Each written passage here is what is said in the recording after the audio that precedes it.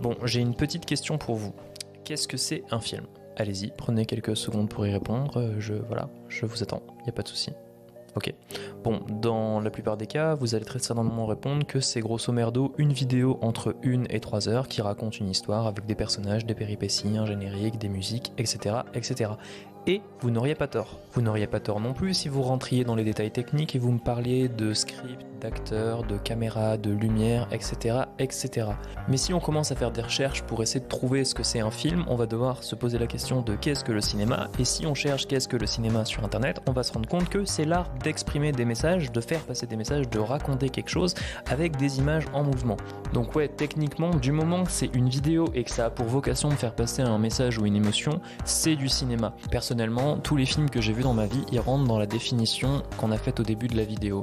Et du coup, quand j'ai commencé à m'intéresser au cinéma et que je suis tombé sur cette définition, ça m'a filé un sacré vertige, parce que j'avais aucune idée de comment on pouvait faire un film sans avoir de personnages, d'histoire ou quoi que ce soit. Cette question, c'est peut-être celle que s'est posée Godfrey Reggio quand il a réalisé Koyaanisqatsi, qui est un film qui du coup n'a pas de personnages, pas d'acteurs, pas d'histoire, juste des images qui sont là pour vous raconter quelque chose, vous provoquer des émotions. Alors ça dure 1h15 et je vous ai un peu menti, il n'y a pas que les images, il y a aussi une incroyable musique de Philip Glass. Mais je vous promets que c'est pas parce qu'il y a de l'image et du son que ce film c'est pas un ovni. Alors qu'est-ce qu'on y voit dans Koyaanisqatsi ? C'est plutôt simple, on y voit quelques paysages, très urbains en général, sous un angle et une échelle de temps et d'espace à laquelle on n'a pas du tout l'habitude de voir nos grandes cités.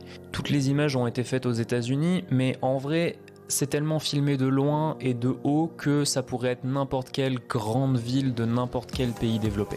Le film donne vraiment cette impression qu'on est en train d'être une espèce d'entité cosmique qui est là juste pour observer les humains et qui a une perception de l'espace et du temps qui est totalement différente de celle qu'on expérimente au quotidien, nous, simples mortels.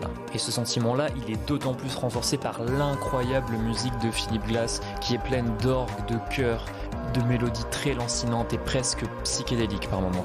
Et le film n'a pas du tout besoin d'aller à une échelle cosmique pour nous rappeler qu'on n'est rien. Rien qu'à l'échelle d'une ville, on se rend compte que chaque point dans la foule n'est qu'un grain de sable sur une plage. Alors des films qui ont un propos similaire, il en existe certainement des centaines et même peut-être des dizaines qui le font mieux que Koyaanisqatsi, mais si je voulais vous parler de ce film, c'est surtout parce que moi, à l'époque où je l'ai vu, il m'a permis de vachement élargir ce qu'était ma définition du cinéma. La première fois que je l'ai vu, je me suis vraiment pris une claque en mode « Waouh, mais en fait on a droit de faire ça !»